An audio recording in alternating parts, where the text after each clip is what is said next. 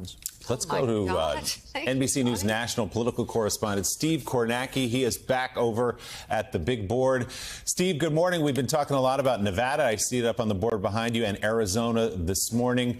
Any new numbers to share that might indicate which way some of these races are trending? Yeah, well, we got some big developments in Nevada. We were here, it was a little bit close to midnight last night, and we got a big dump of vote in from Washoe County. This is the Reno area here. We got nearly 20,000 votes in, and they actually favored the Democrat Catherine Cortez Masto by a wide margin. It was a bit of a surprise because I think the expectation is it would have been more of an even mix based on what we knew about the party composition of the ballots that were being counted. And so with that, Cortez Masto was able to knock Laxalt's lead inside of 10,000 votes. One of the rural counties also reported out late. That's where Laxalt's been running up huge numbers. So he was able to bring his lead back up to around 9,000. Cortez Masto had taken it down to 8,000 or so. So what is left in Nevada, and when are we going to get an answer? There are still ballots left in Washoe County. There may be as many as 20,000, but officials are indicating that not all of those 20,000 or so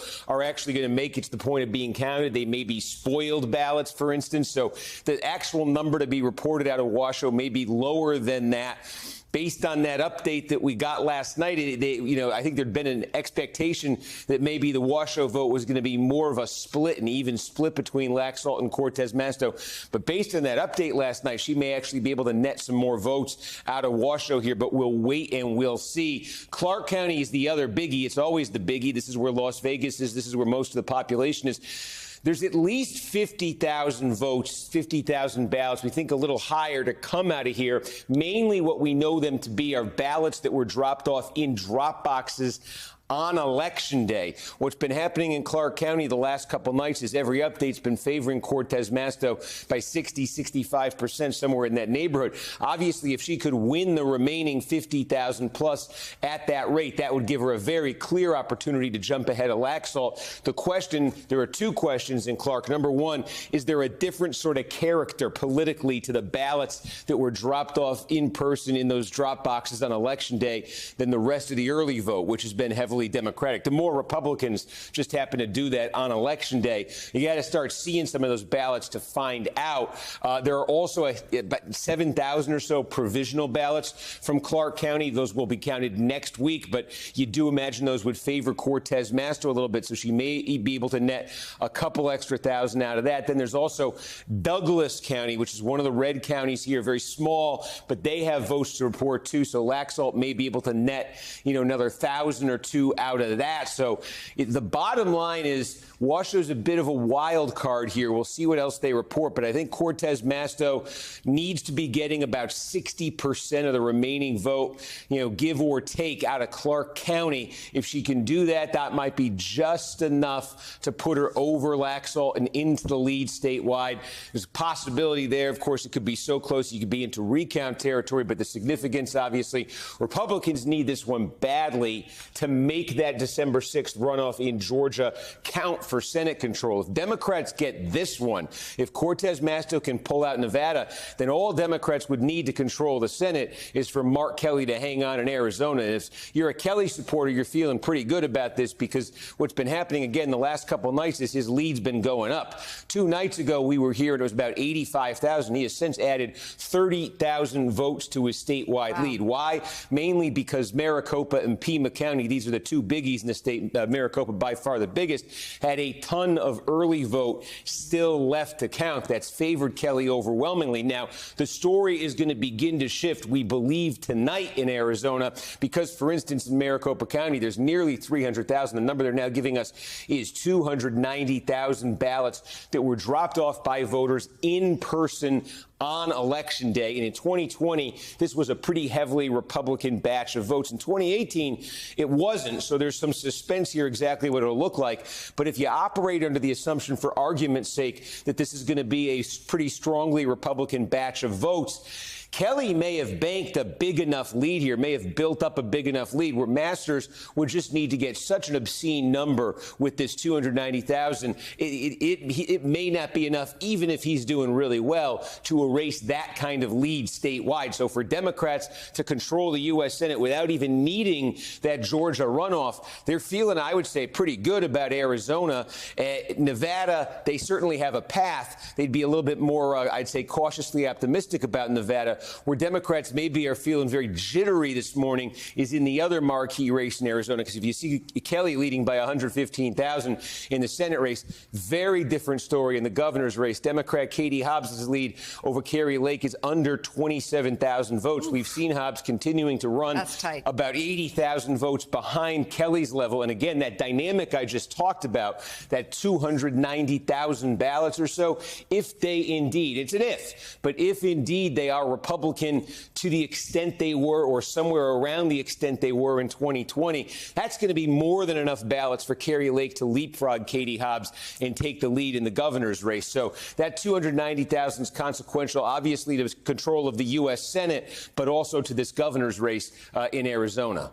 So, Steve, for our impatient viewers, fair to say that tonight around 10 o'clock, perhaps on a Friday night, you might have a better sense of where Arizona is headed? Yeah, it was on the dot last night, 10 o'clock Eastern time. We got a big update of 76,000 votes from Maricopa County. We'll see if they give us guidance today on exact timing. But I think what we are getting tonight is finally, we had hoped to get it last night, but I think finally tonight that much, talked about 290,000 ballots that were dropped off same day. I think tonight we're going to get, I don't think we're going to get all of them, but I think we're going to get a big chunk of them. And I think that chunk is going to tell us, is this like, because Masters in the Senate race, Masters is going to need them to be like 70% Republican, something like that. And if we see a batch that's 50-50, or if the Democrats are actually leading with them, which we saw a couple years ago, then I think you're going to pretty clearly see that Masters' path is drying up. Again, it could be a little bit more complicated in the governor's race. And again, if you're seeing a heavily Republican vote,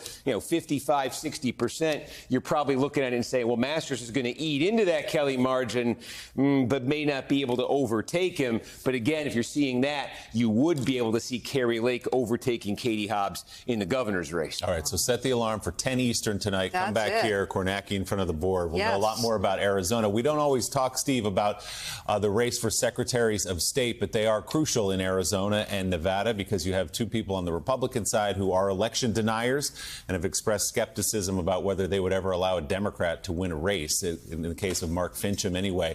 What do those races look like this morning? Well, so you could take a look at the difference in how these races are going. 115,000 vote lead for Democrat Mark Kelly in the Senate race. Then go down to the governor's race. As I said, Kari Lake, the Republican's doing better here. She's only trailing by 27,000 votes. I just took you through how that could be enough ultimately to get her to victory. We'll see. Now, here's the Secretary of State's race. Finchem, the Republican, this looks much more like the Senate race. Yeah. So the dynamics we're talking about in the Senate race really kind of obtain in the Secretary of State's race as well. And then again, you take a look here in the in Nevada, Marchant, the Republican running for Secretary of State there, he already is trailing the Democrat in that race by 5,300 votes. Again, you take a look at the Senate race, it's Catherine Cortez Masto, the Democrat, who's playing catch up there. So again, there's a small difference there. That's about a 15,000 vote difference between the two of them. But that's a significant difference because we're asking, can Cortez Masto get to a point where she finishes, a couple thousand votes or more ahead of Laxalt in this race? Already in the Secretary of State's race in Nevada, the Democrats have the lead. All right, Steve, what can you tell us about House races and House control? Yeah, so our NBC model moved twice yesterday.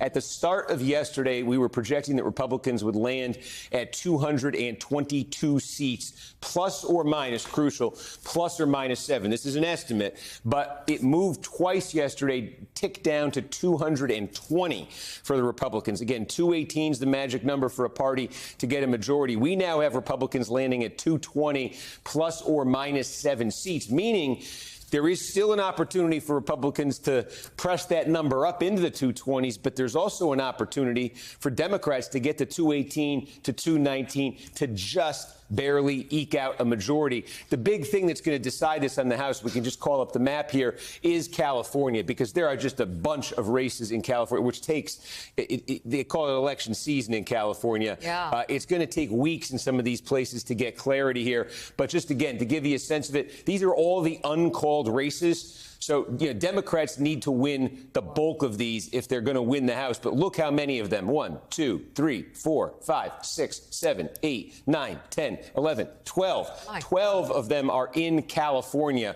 So Democrats, we could go through these one by one at some point if you want. But basically, there's a lot of opportunities here for Democrats, a lot of really, really narrow races outside California that kind of need to break their way. And then they just need to really kind of sweep through California.